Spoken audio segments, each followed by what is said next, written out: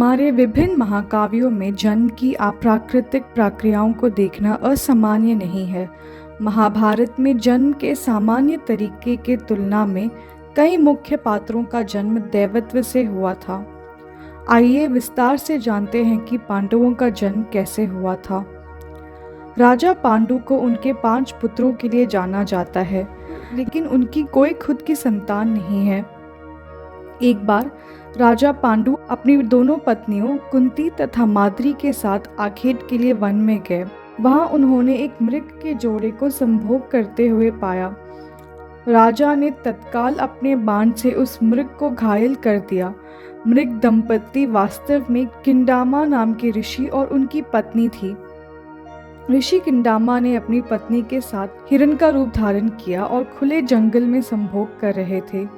मरते हुए मृग ने पांडु को श्राप दिया कि राजन, तुम्हारे समान क्रूर पुरुष इस संसार में कोई नहीं होगा।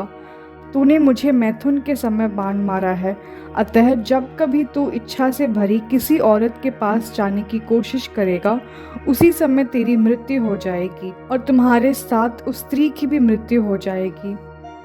दोनों को मारने के बाद पांडु गहरे सदमे में थे। उन्हें अपने किए पर इतना पछतावा हुआ कि वह अपना राज्य त्याग दिए और एक तपस्वी का जीवन अपना लिए। उनकी पत्नी कुंती और माद्री भी सब कुछ त्याग करके अपने पति के साथ जंगल में जाने का फैसला लेती हैं। एक दिन राजा पांडु ने ऋषि मुनियों के समूह को जाते हुए देखा। संत से पूछने पर पांडु को पता चला कि वे संत ब्रह्म निवास जाने की तैयारी कर रहे हैं। पांडु को उनकी यात्रा में उनके साथ जाने की इच्छा हुई। उनके इस आग्रह पर ऋषि मुनियों ने कहा कि पांडु के लिए स्वर्ग में कोई जगह नहीं है, क्योंकि उनकी कोई संतान नहीं। वैदिक प्रणाली के अनुसार एक व्यक्ति को अपने जीवन काल में 4 ऋणों को चुकाने की आवश्यकता है। यज्ञ और बलिदान के रूप में आकाशीय ऋण, शिक्षा और ध्यान के माध्यम से ऋषियों का ऋण, संतान होने पर अपने पूर्वजों का ऋण और मानव जाति का ऋण दयालुता और प्रेम के कार्य करके, अर्थात पितृ ऋण, ऋषि ऋण, देव ऋण तथा मनुष्य ऋण।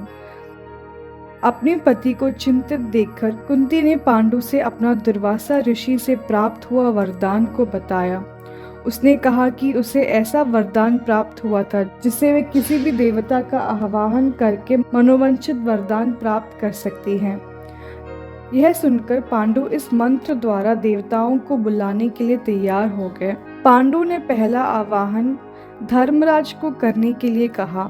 धर्मराज ने कुंती को एक पुत्र प्रदान किया जिसका नाम युधिष्ठिर रखा गया। इसके बाद कुंती ने पुनः वायु और इंद्रदेव का आह्वान किया।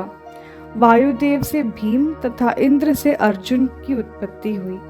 पांडु और पुत्र चाहते थे, लेकिन कुंती ने यह कहकर मना कर दिया कि जिस औरत के 4 अलग अलग पुरुषों से संतानें होती है उसे स्वैरिणी कहा जाता है। इन आरोपों से बचने के लिए उसने और पुत्रों का सुझाव मना कर दिया। उसके बाद पांडु की आज्ञा से कुंती ने माद्री को उस मंत्र की दीक्षा दी। माद्री ने अश्विनी कुमारों का आवाहन किया, जिससे नकुल और सहदेव का जन्म हुआ। एक बार पांडु माद्री के साथ वन में भ्रमण कर रहे थे। सहसा वायु के झोंके से माद्री का वस्त्र उड़ गया। इससे पांडु का मन चंचल हो उठा और वे मैथुन में प्रवृत्त हुए ही थे कि श्रापवश उनकी मृत्यु हो गई। उनके बाद माद्री भी सती हो गई। इसके बाद अपने पुत्रों का पालन पोषण करने के लिए कुंती हस्तिनापुर लौट आई। इस प्रकार पांडु के 5 पुत्र हुए, जिनका नाम युधिष्ठिर, भीम, अर्जुन, नकुल और सहदेव था। इन्हें पांडव के नाम से भी जाना जाता था, अर्थात पांडु के पुत्र।